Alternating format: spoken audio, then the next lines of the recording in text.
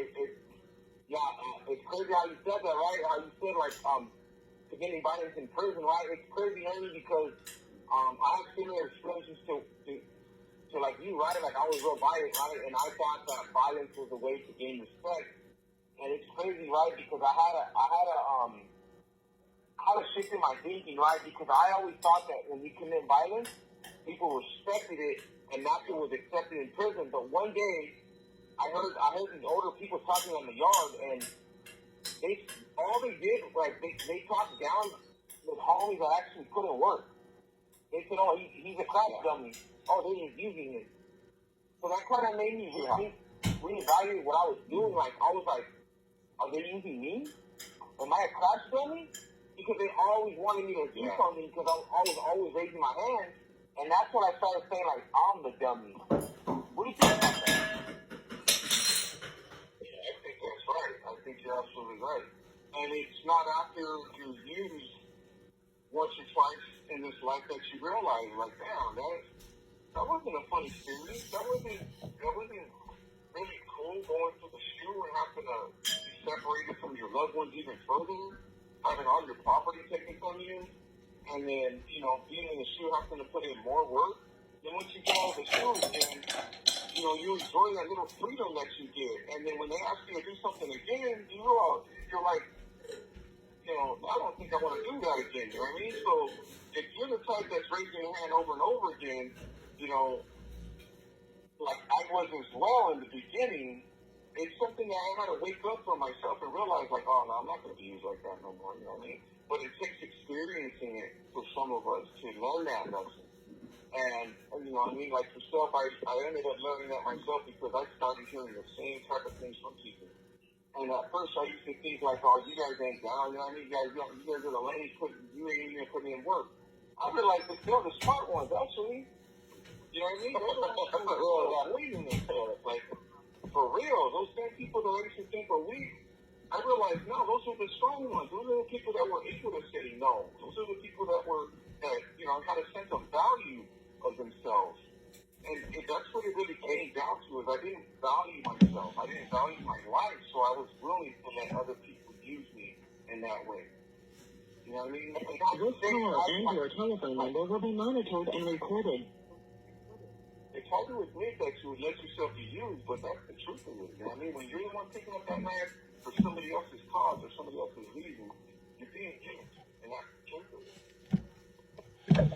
Yeah, and like you said, man, I think that was key right there what you said. Like, it's like, it does more psychological harm to us than the actual act itself, right? Like, we're victimizing people, we're more callous, we have this warped belief system, we're going to the shoe, we have to go transfer to prisons and being stripped down to our boxers, like everywhere we go, placing shackles from the ankles all the way to the waist chains to the wrist, and we're exercising in cages, and it's like very limited mobility, you're isolated, you get no packages, you probably get packages once a year, you only can go $50 canteen max.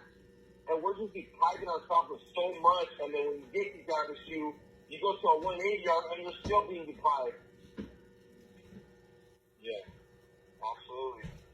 And, when you're young and you're involved in the games, you don't see that part of it. Partly because you don't want to see that part. You're still involved in it. You're in the middle. You can't see what it really is unless you get outside of it. You know what I mean? So while I was involved in the game, I used to take pride in that stuff. I used to take pride in, I just got off the shoe. Like that was something, you know what I mean? Oh, I put in work. Like if that was a badge of honor. And I didn't realize what I was actually doing to other people. How the harm I was inflicting on somebody else. This guy is in prison. He's making mistakes in here himself, and here I am making a victim out of him because somebody else told me to stab him, and not even taking a moment to consider what he's going through. And I don't know if you've ever been involved in any, getting stabbed yourself in prison or not, but it isn't until you're victimized in prison yourself that you come to realize, wow, this same thing that just happened to me, I was doing to other people. You know what I mean? And it allows you to see the harm that you caused from the other side of it. You know, I was in prison like over 25, 26 years before I ever got hurt. But that first time I got hurt, it kind of was an eye-opening experience, and it made me realize, like, wow, okay, I haven't, you know, hurt anybody else in like years, not since I was young, but still, it makes me think back to those days when I did and realize what I was doing to other people, and it's not a good feeling on the inside, you know. So it's just another affirmation of being glad of why I got out of there again. But I don't know, facing my history, facing my past, that wasn't an easy thing to do. You know, we gotta write about our life for the Pro Board. They want to see our insight and our autobiographies. So I remember the first time I actually sat down and started writing my life story. That was another eye-opening experience, realizing, you know, once it was down on paper and seeing it with my own eyes, like, wow, this is what I was doing, this is what I did to other people. Like you said, that's you learn, you know, those are those eye-opening experiences of facing myself and what I did in my life. For sure. Hey, Ernie, so listen, obviously I want to get into the turning point, right? I mean, I'm sure there was a turning point in your life where you said, you know what, I need to change, and you actually made that change happen, right? But before we get into that,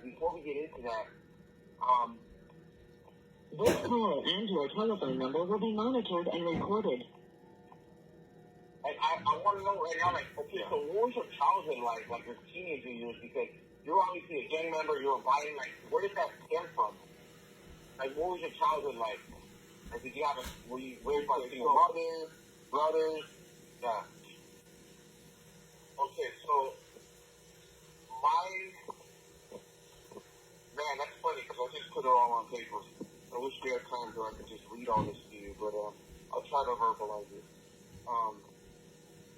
My childhood was, you know, when I was younger, I would have told you I had a great childhood. It was full of freedoms. I did whatever I wanted. We used to, you know, 7, 8 years old, get up at 1 o'clock in the morning and just run up the street to the park. You know what I mean? Me, my brothers, and my cousins and stuff. We had that kind of freedom. The reason we had that freedom is because our parents were all gangbangers. My parents were both gangbangers. They were both from the same neighborhood I eventually joined. My mother, they called her Loca. My dad, they called him Big Focal. My mom started getting me involved in drugs. While she was getting high, she was neglecting us. Your telephone number will be monitored and recorded. 5, 6, 7 years old, pretty much having to fend for ourselves at that age, you know what I mean? Because my mom just locked herself in the bedroom because she's high. So my childhood wasn't an easy one. It wasn't full of, you know, that feeling of safety. It was one where I felt that me and my brother, we had to fend for each other. We had to fend for ourselves, you know what I mean? So my childhood wasn't the easiest. My mother ended up being killed when I was 7 years old. By rival gangs, so I thought. Yeah. Her and my dad had separated at that point, and me, my brother, and my sister were living with my dad at his mom's house and my grandmother's.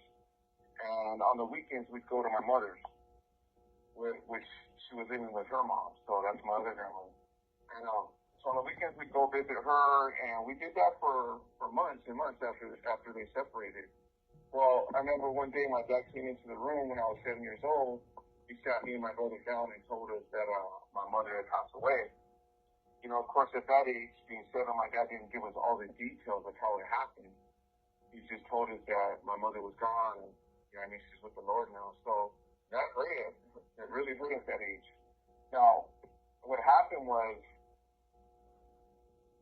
my dad and my grandmother made the decision that because we were so young, they wanted my last memories of my mom to be the last time we spent with her, it was a good memory. We were at home with my mom baking cookies and stuff like that.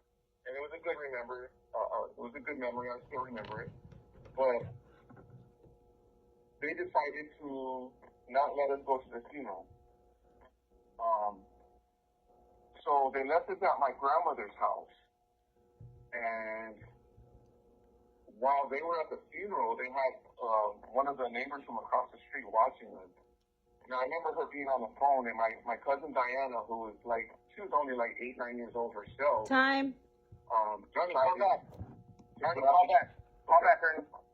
No problem. Sorry. Poor guy.